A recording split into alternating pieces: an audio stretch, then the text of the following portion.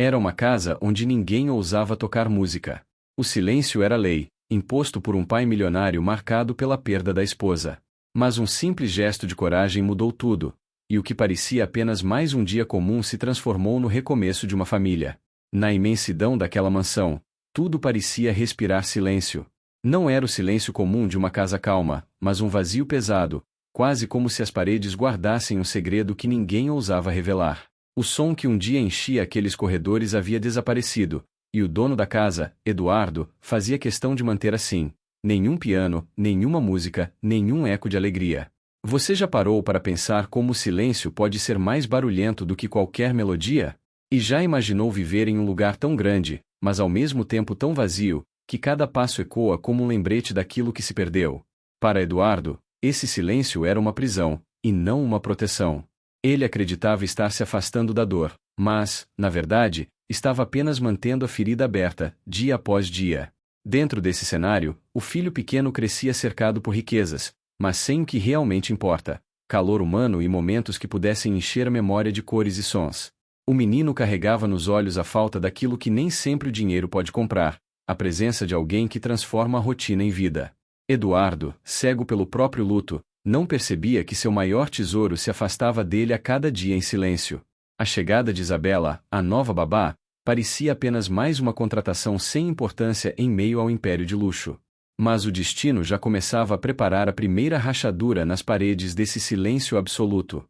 O que Eduardo não sabia era que, por trás da simplicidade e do olhar sereno de Isabela, havia uma coragem capaz de enfrentar não apenas o peso daquela mansão, mas também os fantasmas que ele tanto tentava esconder.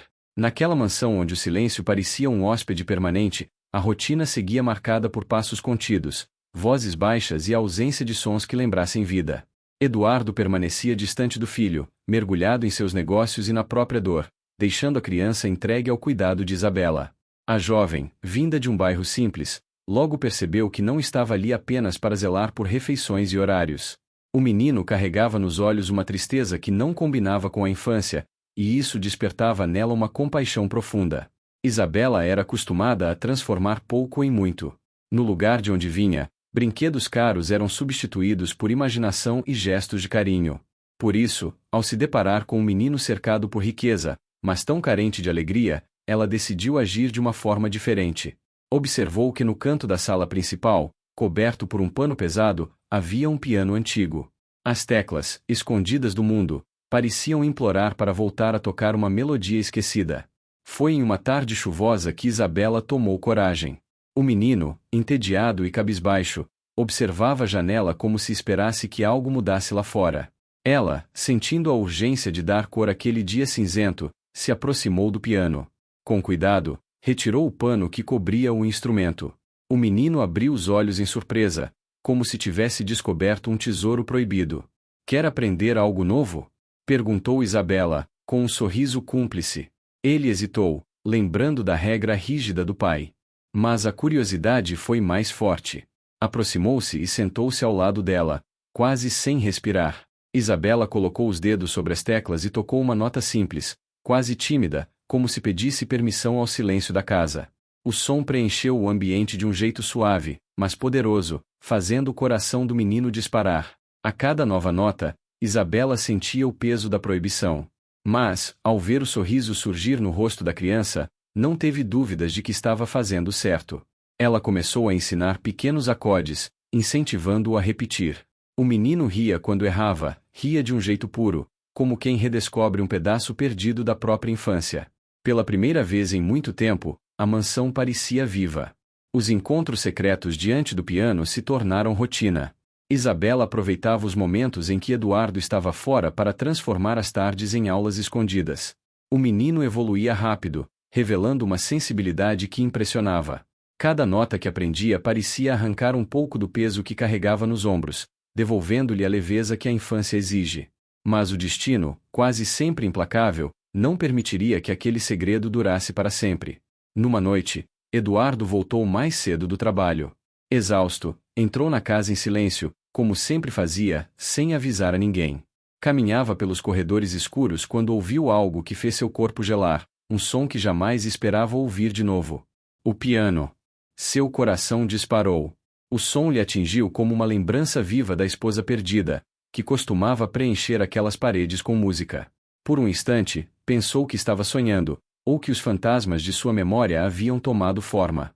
Seguiu o som, cada vez mais acelerado, até chegar à sala principal. Ao abrir a porta, a cena lhe arrancou o chão. Seu filho, com os dedos pequenos sobre as teclas, sorria de um jeito que ele não via há meses. Ao lado, Isabela o guiava com paciência, incentivando-o a continuar. O choque foi tão grande que por alguns segundos Eduardo ficou paralisado. Mas logo a raiva tomou conta. O que pensa que está fazendo? Sua voz ecoou firme, cortando o ar. Isabela se levantou de imediato, surpresa e assustada. O menino, sem entender, afastou-se do piano, os olhos marejados. Eduardo caminhou até ela, o rosto carregado de fúria e dor. Eu proibi esse som nesta casa, disse ele, quase perdendo o controle. Quem lhe deu o direito de desobedecer às minhas ordens? Isabela respirou fundo, tentando manter a calma. Olhou para o menino, que encolhia-se diante da explosão do pai, e então encarou Eduardo. Ele precisa disso, respondeu com firmeza. Precisa de algo que devolva a ele um pouco da infância que está perdendo.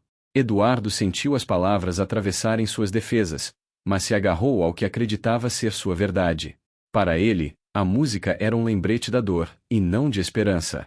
Você não sabe nada sobre esta casa, nem sobre mim, disse, tentando encerrar a conversa. Se repetir isso, não terá mais lugar aqui. Isabela baixou os olhos, mas não recuou por completo. O menino, em silêncio, observava o pai e a babá, sem entender por que algo tão bonito tinha se transformado em motivo de briga. Naquela noite, a mansão voltou a mergulhar no silêncio. Mas agora não era apenas um silêncio pesado. Era um silêncio cheio de tensão, de perguntas sem resposta. Eduardo acreditava ter retomado o controle, mas dentro de si sabia que algo tinha mudado. Aquele som proibido havia despertado um sentimento que ele tentava esconder, o medo de que a vida pudesse voltar a tocar novamente, mesmo contra sua vontade.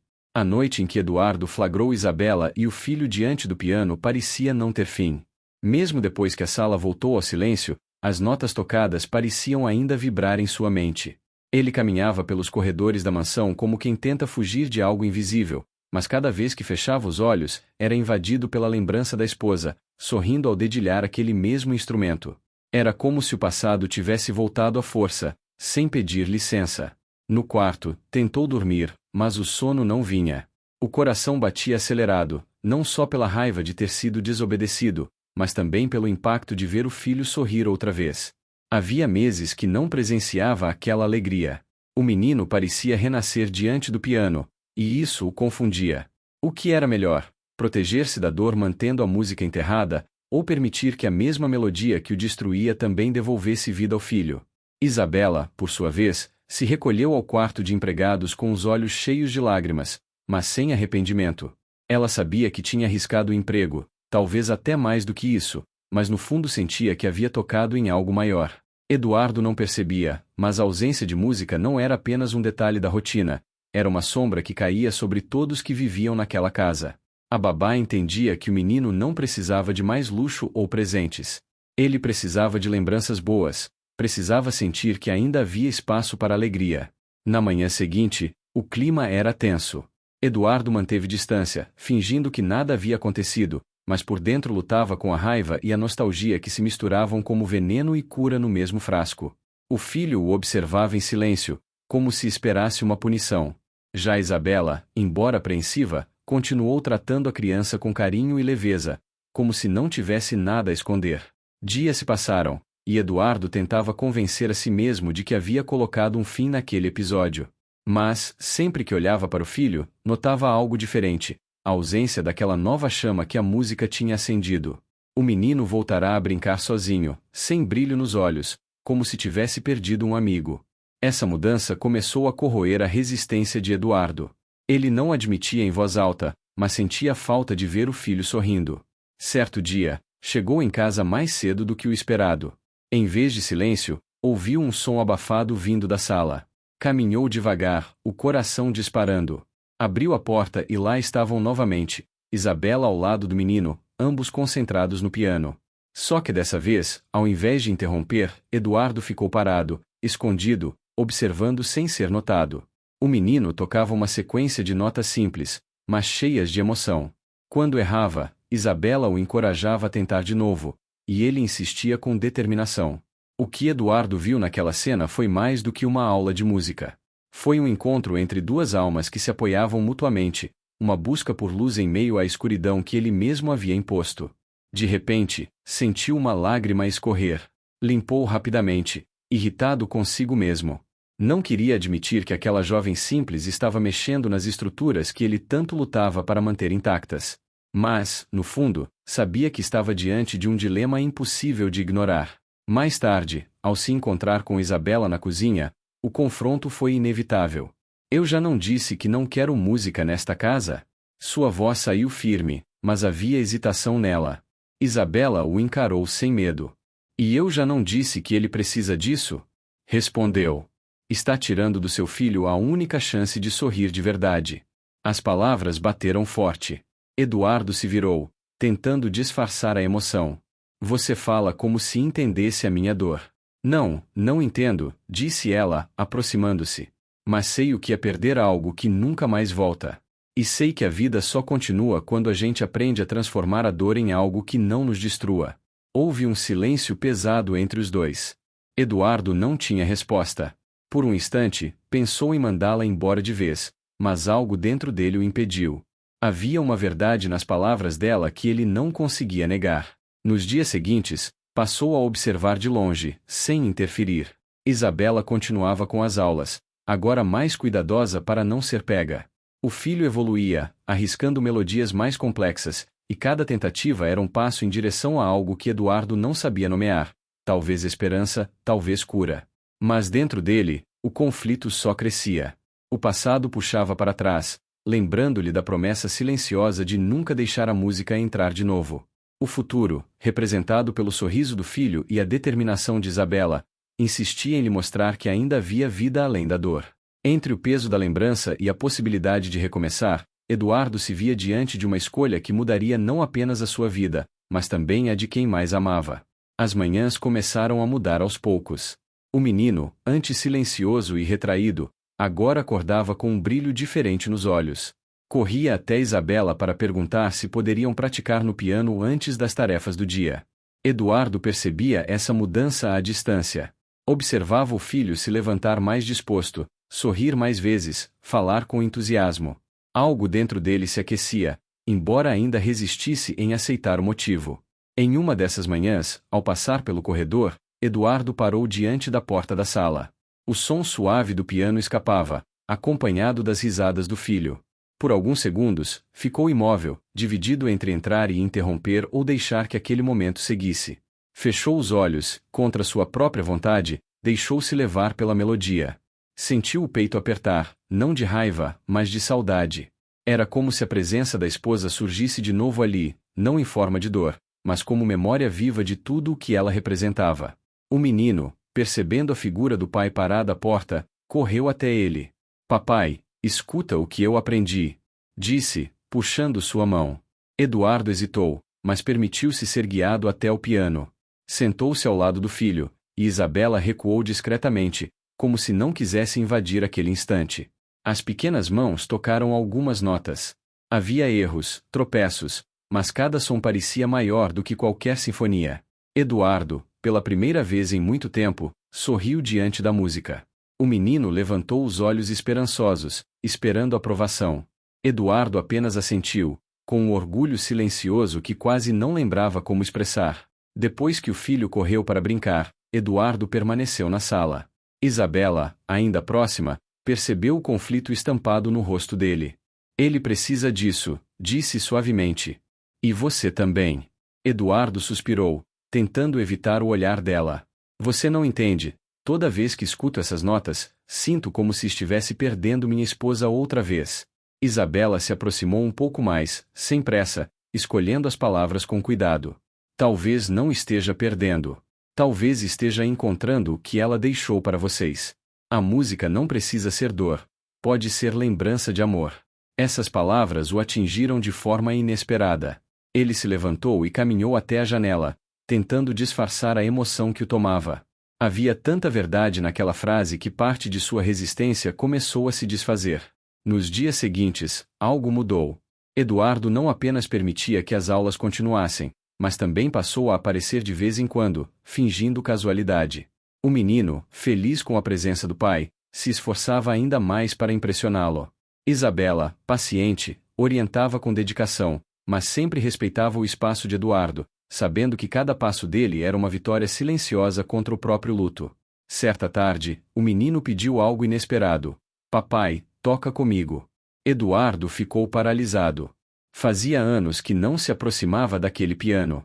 As mãos tremiam só de pensar em tocar. Mas os olhos do filho suplicavam, cheios de inocência. Isabela apenas observava, como quem sabia que aquele momento poderia mudar tudo. Respirando fundo, Eduardo se sentou ao lado do filho. Colocou os dedos sobre as teclas, hesitante. O som que saiu foi frágil, quase incerto, mas foi suficiente para arrancar um sorriso radiante do menino. Eles tocaram juntos algumas notas simples, e a sala se encheu de algo que não se via há muito tempo: vida. Isabela, emocionada, recuou discretamente, mas não conseguiu impedir as lágrimas que surgiam em seus olhos. Estava testemunhando mais do que uma aula de música, estava presenciando um reencontro entre pai e filho, um passo enorme em direção à cura que ambos precisavam. À noite, Eduardo refletia sobre o que havia acontecido. Pela primeira vez em anos, não se sentia esmagado pela ausência da esposa. Pelo contrário, parecia que ela estava ali, sorrindo através da música que o filho trazia de volta. Era como se tivesse deixado um presente escondido no piano, esperando ser descoberto quando ele estivesse pronto. Pouco a pouco, Eduardo começou a participar mais. Não era apenas espectador, mas parte das tardes musicais. Em cada nota, reencontrava não apenas a memória da esposa, mas também a si mesmo, aquele homem que tinha esquecido como era viver além do peso da dor. Isabela percebia essa transformação, mas nunca se colocava como protagonista. Para ela, bastava ver o menino feliz e o pai recuperando aos poucos a capacidade de sentir. Seu papel era ser ponte, não destino. E nessa humildade estava sua maior força. O menino, por sua vez, florescia. Não apenas aprendia música, mas também ganhava confiança, coragem e um vínculo renovado com o pai. Sua risada ecoava pelos corredores da mansão, expulsando as sombras que antes reinavam. A casa deixava de ser um túmulo de lembranças e voltava a se tornar um lar. Eduardo, ao ver isso, começou a entender que a música não era inimiga. Era o elo entre passado, presente e futuro. Não era sobre esquecer a esposa, mas sobre honrá-la permitindo que sua essência continuasse viva. E foi nesse entendimento que ele deu o passo mais importante, não apenas aceitar a música, mas abraçá-la como parte da vida que ainda tinha pela frente. A casa já não parecia a mesma.